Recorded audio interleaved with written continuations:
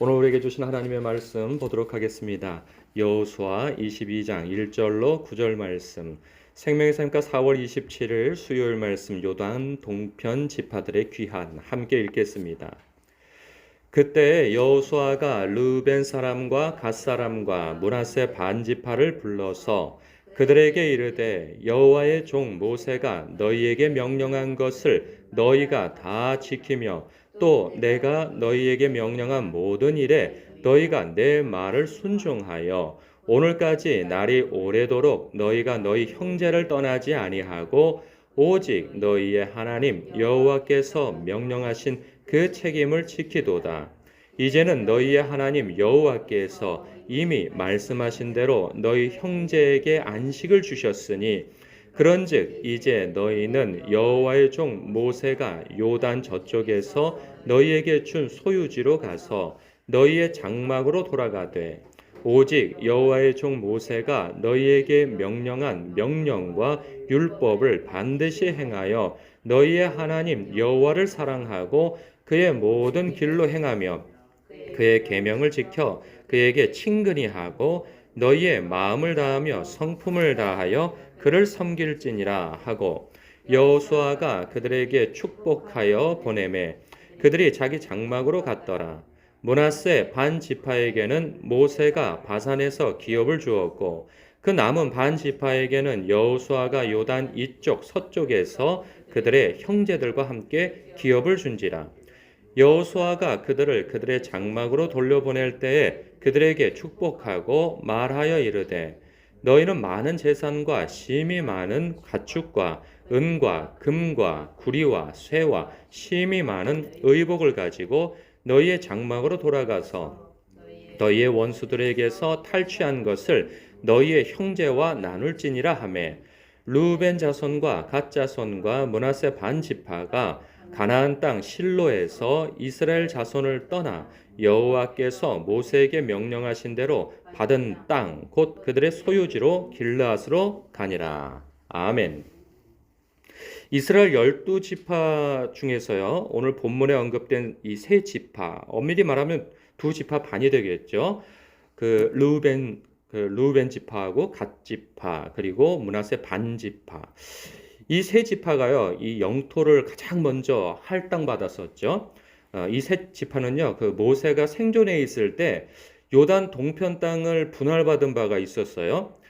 대신에 가장 먼저 분할받은 까닭에 그 다른 지파들이 모두 이 땅을 다 분배받기까지 점령 전쟁에 참여하여서 우리가 최선을 다하겠다라는 그 조건 하에 요단 동편 땅을 제일 먼저 분배받게 되어진 것이죠. 그들은 수년 동안 그 요단 서편 지역에 다른 남은 지파들이 땅을 다 이렇게 차지하고 그리고 분배받기까지 함께 했습니다. 그래서 우리가 어제 본문까지 레위 지파까지 그 성읍과 목초지까지 다 분배받은 이후에 이제 이들이 자기 임무들이 다 끝났잖아요. 그래서 이제 너희들 돌아가도 된다 하는 이제 그 허락을 받게 되어진 장면인 거죠. 그들이 얼마나 신실하게 자신들이 약속하고 그리고 그 여정 속에서 모세의 명령과 그리고 여호수아의 명령에 잘 따라 순종하였는지 얼마나 충실하게 함께하며 이 정복전쟁에서 그들이 공을 세웠는지에 대한 치하, 즉 칭찬과 격려가 있었습니다. 그리고 그러면서 그 3절에 보니까요. 그 수많은 전리품이 있지 않겠어요? 그 전리품을 그들에게도 동일하게 다른 지파와 동일하게 나눕니다. 그리고 너희들은 그 받은 것을 돌아가서 전쟁에 참여하지 않았으나 그 주둔지에 머물러 있는 그 사람들과 한 공동체이니 그것을 나누라 이렇게 명령을 하고 나중에 그것 때문에 분쟁이 일어나지 않도록 그렇게 명령하여 돌려보내게 되어지죠. 근데 여기서 우리가 중요하게 주목해 볼 만한 본문이 있어요. 그게 뭐냐면 5절 말씀이에요. 5절 말씀. 그게 뭐냐면 그들에게 돌아갈 때 아주 중요하게 당부한 말씀이 있는 거죠. 이 말씀이 빠지면 안 되는 거예요. 그 중요한 말씀인데 우리 같이 읽어볼까요? 시작. 오직 여호와의 종 모세가 너희에게 명령한 명령과 율법을 반드시 행하여 너희의 하나님 여호와를 사랑하고 그의 모든 길로 행하며 그의 계명을 지켜 그에게 친근히 하고 너희의 마음을 다하며 성품을 다하여 그를 섬길지니라. 이런 당부를 하고 있는 거죠. 하나님께서는 지금 이스라엘 백성 이전부터 수백 년 전부터 그들의 조상인 아브라함 때부터 이 약속을 하신 바가 있어요. 이 가나안 땅에 대한 약속. 그럴 때 결국은 하나님께서 신실하게 그 약속을 이행하셔서 당신의 백성을 이렇게 한 부족에 지나지 않는 그 작은 무리들을 큰 민족이 되도록 그 수백 년에 걸쳐서 그들을 배양하셨죠. 성장시키셨어요. 그리고 난 이후에 그 가나안 땅을 정복하게 하셨단 말이죠. 그러면 그 멀쩡히 잘 살고 있는 그 가나안 땅을 왜 정복하게 하시고 이스라엘 백성, 하나님의 백성들에게 주셨느냐 말이죠. 그 이유는 가나안 땅에 원래 살고 있는 원주민들은 하나님 앞에 크게 배역을 하고 그리고 하나님을 대적하는 우상 숭배가 그 어느 나라, 어느 민족보다도 아주 극악하게 행한 그 죄가 너무나도 관영하여서 하나님께서 그들을 이제 물리쳐 없애려고 하시는 그 계획 중에 있으셨던 거죠. 그래서 그들의 그 우상 숭배와 음란함과 포악함, 그러한 것들을 하나님께서 진노하셔서 그들을 심판하여 내쫓고 하나님의 백성을 세우신 거예요. 그런데 그들에게 있어서는 그 땅과 목초지를 얻음으로 인하여서 없었던 것이 생기는 것이고, 그리고 그들에게 이전에는 자유가 없었어요. 노예의 삶을 살았던 그들이었는데 이제는 그들이 정말 자유민이 되어져서 살게 되어진 것이죠. 그건 너무나도 영광스럽고 은혜가 되어지는 거고 그들에게 복이 되어지는 거예요. 그런데 그 자체가 그들에겐 복이 아닌 거예요. 진정한 복은 무엇이냐? 하나님과 관계가 형성되어졌다는 것이죠. 하나님의 백성으로서. 그래서 하나님은 그들에게 하나님이 되어지시고 그들은 하나님의 백성이 되어진다는 것. 이것은 엄청난 큰 은혜이자 복인 것이죠. 근데 사람들의 시각은 현물적인 것에 마음을 빼앗기게 되어 있습니다. 그래서 자신들이 왜 그 땅을 차지하게 되어졌는지, 그 땅을 갖게 되어지고 많은 목초지를 얻게 되어졌는지 진정한 목적을 놓쳐버릴 수가 있는 거예요. 우리의 삶도 그럴 수 있습니다. 우리가 예수를 믿게 되어진다고 하는 것은 무엇이냐 하면 나의 삶에 있어서 주님이 바뀌는 거예요. 이전에는 우상이 나의 주님이고 세상이 나의 주님이고 그 모든 것들이 집중되어진 내가 인생의 주인이었는데 예수를 믿는다고 하는 것은, 하나님을 믿는다고 하는 것은 이제는 내 인생의 주도권, 주인이 바뀐다는 의미인 거예요. 그게 믿음인 것이죠. 그게 신앙인 것이죠. 그랬을 때 내가 가지고 있는 모든 것, 그 모든 것은 다 하나님의 것이라 그 고백을 하게 되어지는 것이 진정한 신앙의 첫 출발이 되어지는 것이죠.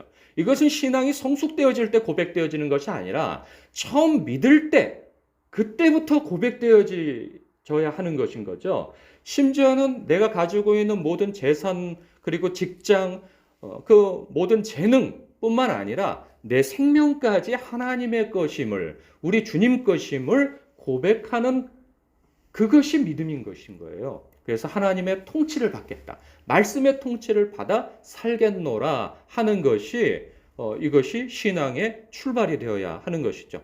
그것이 되지 않으면 우리의 신앙이라고 하는 것이 우상숭배와 크게 다를 바가 없는 것이죠.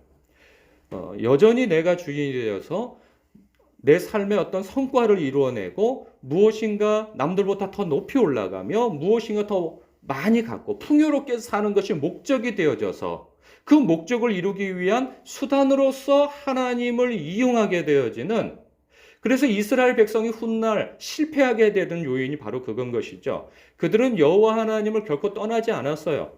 그런데 하나님은 자꾸 떠났다고 그러시죠. 왜? 너희들은 나를 우상처럼 섬기고 있다라는 부분이었어요.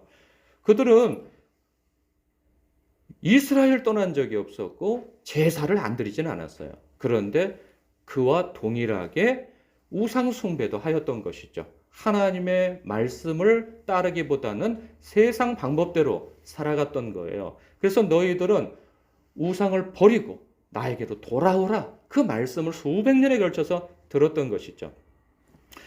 그러나 그들은 결국 이해를 하지 못합니다. 그러나 오늘날도 크게 다르지 않게 그것을 이해하지 못하는 경우들이 많은 것이죠. 신앙은 신앙이고 삶은 삶이라는 거죠. 그렇지 않다는 것입니다. 신앙은 우리의 삶을 다 포함하는 것을 담고 있어요.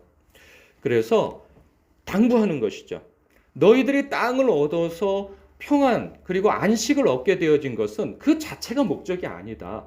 너희들은 돌아가서 하나님의 말씀, 모세가 당부하였던 그 모든 명령과 율법과 그리고 그 무엇보다도 하나님을 마음과 뜻과 생명을 다해서 하나님을 사랑하는 것을 잊지 말라. 그 말씀을 하고 있는 것이죠.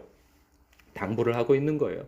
그처럼 우리의 삶 속에서도 하나님을 믿는 것, 그리고 따르는 것, 그것은 교회 안에서뿐만 아니라 가정에서, 직장에서, 사업처에서 이루어져야 할 일인 것이죠.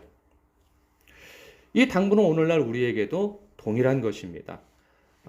우리는 우리의 삶의 전역에서 말씀의 통치를 받고 우리 예수님을 주님으로 삼아 모시며 그분의 통치와 다스림을 받아야 하는 것이죠. 그래서 우리는 무엇이든지 먹든지 마시든지 어떤 일을 하든지 하나님의 영광을 위하여서 부름받았다 하는 그 믿음을 가져야 하는 것입니다. 오늘도 여러분들이 하나님 앞에 구하는 그 무엇이 있습니다. 그것은 여러분의 어떤 영달과 여러분의 삶의 평안과 안정, 그것으로 우리는 나아가지만 그러나 결국은 그 모든 것들이 하나님께 더 가까이 가기 위함인 것이고, 그리고 그것이 다 하나님의 나라와 그분의 영광이 드러나고 하나님의 나라가 확장되어지기 위한 통로요, 도구로서 간구하는 것이 되어야 하는 것이죠. 이것을 잊어서는 안 된다 하는 그 당부를 여호수아는 지금 이 세 지파에게 하는 것과 같이 동일하게 성령께서 오늘 우리에게도 주님 앞에 간구함으로 때를 따라 돕는 은혜를 얻기 위하여서 주님 앞에 나아가는 우리에게도 간구하시는 바다 하는 사실입니다. 오늘도 여러분 하나님 앞에 간구하는 그 모든 것들이 하나님의 영광을 위하여서 쓰여지게 될 것을 또한 간구하는 여러분 되시길 주님의 이름으로 축복합니다. 기도하겠습니다.